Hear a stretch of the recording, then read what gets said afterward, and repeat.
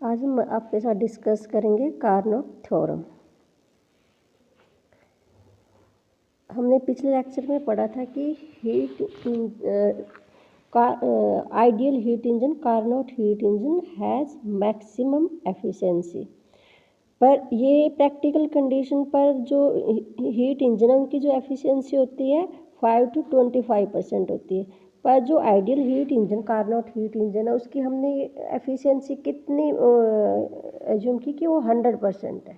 उसकी एफिशिएंसी कितनी है? 100% है। जो कार्नोट थ्योरम जो इतनी मैक्सिमम एफिशिएंसी का हीट इंजन अटेन करना एक टफ जॉब है, तो इसी चीज़ को हमने एक्सप्रेस किया है बाय द कार्नोट्स थ्योरम।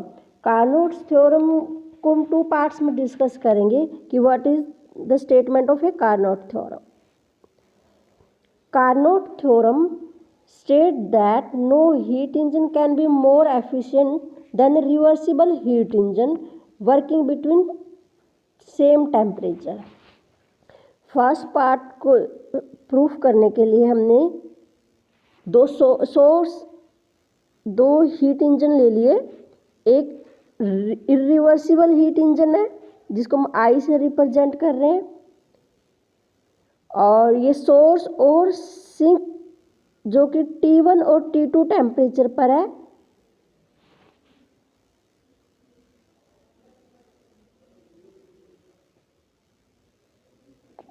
के बीच काम कर रहा है। दूसरा है रिवर्सिबल हीट इंजन, वो भी सेम T1 और T2 टेम्परेचर के बीच में काम कर रहा है। सोर्स क्या है हमारा? जो हीट दे रहा है सिस्टम को, और सिंक क्या है? जो हीट ले रहा है। I irreversible heat engine Q1 heat ले रहा है सोर्स से, और W वर्क डन है by the reversible heat engine, और Q2 सिंक को रिजेक्ट कर रहा है। आई और आर को हमने इस तरह से कपल्ड किया हुआ है कि जो W work done bye irreversible heat engine है वो इक्वल टू है work required for reversible heat engine. तो ये एक सेल्फ एक्टिंग मशीन है, बाहर से हमने कोई एक्सटर्नल मशीन या एजेंसी प्रोवाइड नहीं की हुई है। दोनों को इस तरह से कपल कर दिया कि जो रिवर्सिबल हीट इंजन के लिए वर्क की रिक्वायरमेंट है वो कहाँ से पूरी हो रही है? इरिवर्सिबल हीट इंजन से। Reversible heat engine Q1 reverse direction में ऑपरेट करेगा। Q1 प्राइम हीट ले रहा है सिंक से,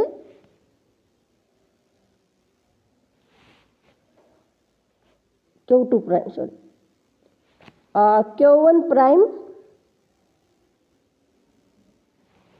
सिंक सोर्स को दे रहा है।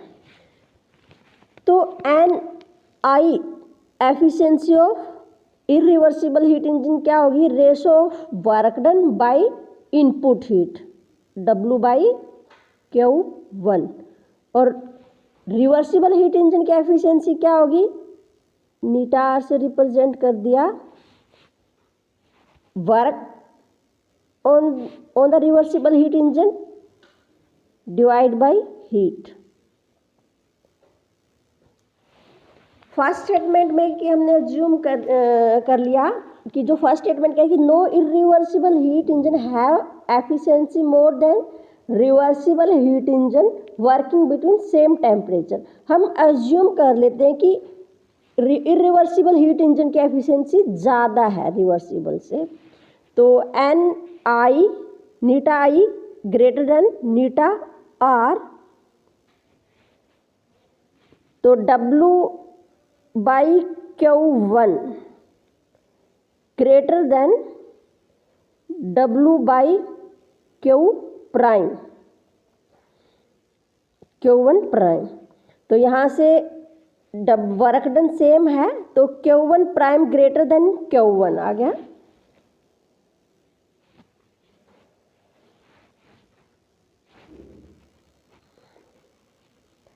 Q1 prime greater than Q1 prime greater than Q1, this approach Q1 minus Q1 prime minus Q1 greater than 0। तो जो Q1 1 प्राइम हीट यहाँ से ये ग्रेटर देन 0, तो it means Q1 prime greater than Q1 है। तो जो source reversible heat engine है वो सिंक से हीट लेके सोर्स को दे रहा है जो Q1 से ज़्यादा है। मीन्स हीट यहाँ पर लो टेम्परेचर से हाई टेम्परेचर को ट्रांसफ़र हो रही है। सिंक क्या हमने लो टेम्परेचर पर रखा हुआ है और सोर्स क्या हाई टेम्परेचर पर। तो यहाँ पर जो क्लॉसियस की स्टेटमेंट थी, किसी एक्सटर्नल मशीन की हेल्प नहीं है, दोनों को आपस में कपल्ड किया हुआ सेल्फ एक्टिंग मशीन है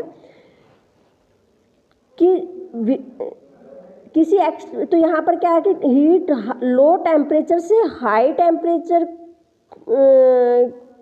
की ओर ट्रांसफर हो रही विदाउट एनी एक्सटर्नल मशीन। तो यहाँ पर सेकेंड लॉ वायलेट हो रहा है। इस मीन्स जो हमने अज्यूम किया है कि efficiency of irreversible heat engine greater होगी रिवर्सिबल हीट इंजन से, रॉन्ग है। तो यहाँ से फर्स्ट पार्ट प्रूफ हो गया कि इरिवर्सिबल हीट इंजन की एफिशिएंसी रिवर्सिबल से ज़्यादा नहीं अगर वो सेम टेम्परेचर में वर्क कर रहे हैं।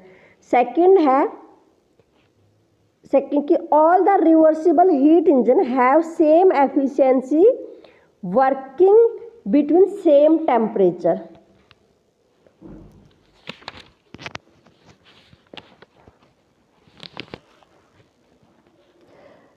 हमने रिवर्स अज्यूम कर लेते कि जो रिवर्सिबल हीट इंजन है उसकी एफिशिएंसी रिवर्सिबल हीट इंजन से ज़्यादा, an eta R is greater than an आई।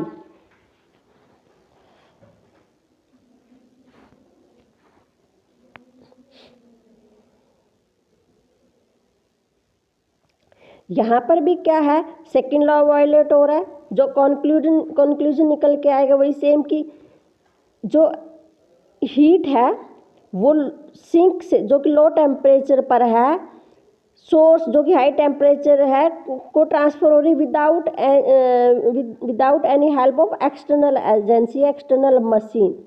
तो जो हमने अज्यूम किया है वो वायलेट कर रहा है सेकेंड लॉ को।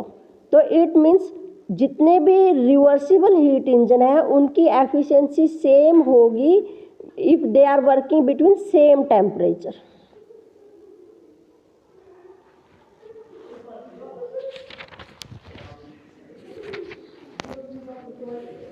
सेकंड जो है टॉपिक है वो है रेफ्रिजरेटर।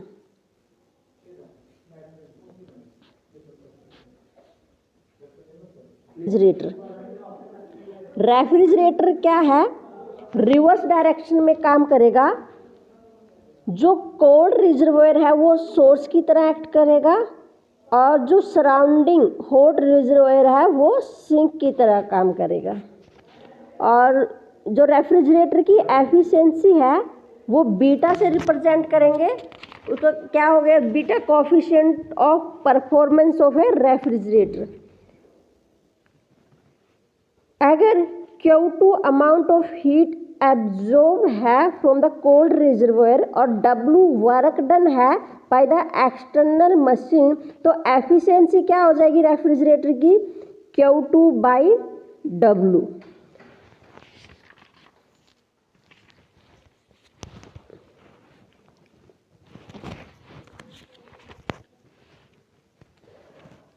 और heat rejected to the surrounding क्या हो जाएगा, उसको हमने Q1 से रिप्रेजेंट कर दिया। Q1 is equal to W plus Q2 और यहाँ से W की वैल्यू आ जाएगी Q1 माइनस Q2। तो बीटा की वैल्यू आ गई,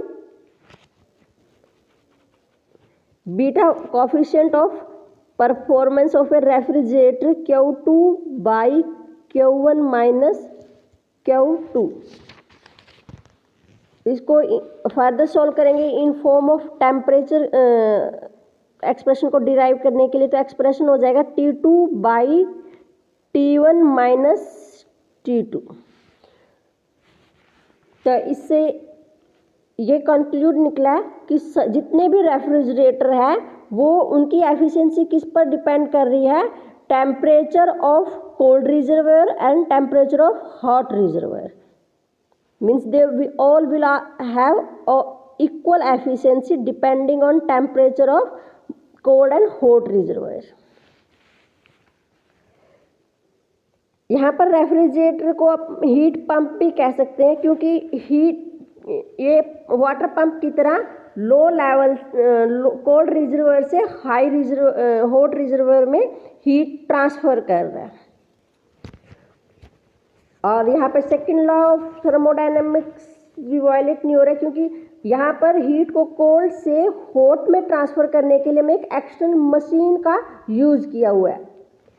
क्लॉसियस ने क्या कहा था कि विदाउट किसी एक्सटर्नल मशीन के हम हीट को लो से हाई टेम्परेचर में ट्रांसफ़र नहीं कर सकते। तो यहाँ रेफ्रिजरेटर के केस में कोल्ड रिजर्वायर जो हमारा फूड है उससे सराउंडिंग में हीट ट्रांसफ़र करने के लिए क्या किया हुआ है, एक्सटर्नल मशीन की हेल्प ली हुई है। चलो ठीक।